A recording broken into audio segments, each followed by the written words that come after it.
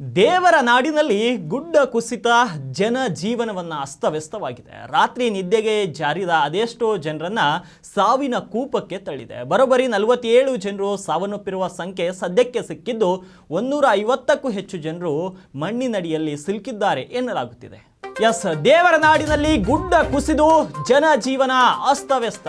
3 ಬಾರಿ ಭೂಕುಸಿತ, ಸಾವಿನ ಸಂಖ್ಯೆ 47ಕ್ಕೆ ಏರಿಕೆ. ರಾತ್ರಿ ನಿದ್ದೆಗೆ ಜಾರಿದ ಅದೆಷ್ಟೋ ಜನರು ಬೆಳಗಾಗುವಷ್ಟರಲ್ಲಿ ಮಣ್ಣು ಪಾಲು. 150ಕ್ಕೂ ಹೆಚ್ಚು ಜನರು ಮಣ್ಣಿನಡಿಯಲ್ಲಿ ಸಿಲುಕಿರುವ ಸಾಧ್ಯತೆ. ಬೆಳಗಿನ ಜಾವ 2 ರಿಂದ 4 ಗಂಟೆಯ ಸುಮಾರಿಗೆ ಈ ಭೂಕುಸಿತ ಸಂಭವಿಸಿದೆ.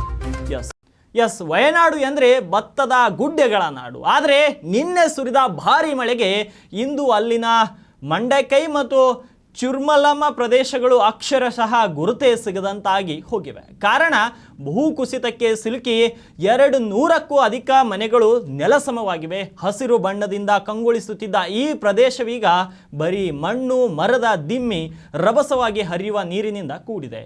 ಒಂದೆರಡರಲ್ಲ 3 ಬಾರಿ ಭೂಕುಸಿತ ಸಂಭವಿಸಿದೆ. ನಸುಕಿನ ಜಾವ 2 ರಿಂದ 4 ಗಂಟೆವರೆಗಿನ ನಡುವೆ ಈ ದುರ್ಘಟನೆ ಸಂಭವಿಸಿದೆ. ಅಂಗಡಿ ಮುಂಗಟ್ಟುಗಳು, ವಾಹನಗಳು ನೀರಿನಲ್ಲಿ ತೇಲಿ ಬರ್ತಾ ಇದೆ. ಸದ್ಯ ಸ್ಥಳದಲ್ಲಿ ರಕ್ಷಣಾ ತಂಡಗಳು ಕಾರ್ಯನಿರ್ವಹಿಸುತ್ತಿವೆ. ಅಗ್ನಿಶಾಮಕ ದಳ, NDRF ಮತ್ತು ಸ್ಥಳೀಯ ತಂಡ ಸೇರಿ ಸುಮಾರು 250 ಜನರ ರಕ್ಷಣೆಯನ್ನ ಮಾಡಲು ಮುಂದಾಗಿದ್ದಾರೆ.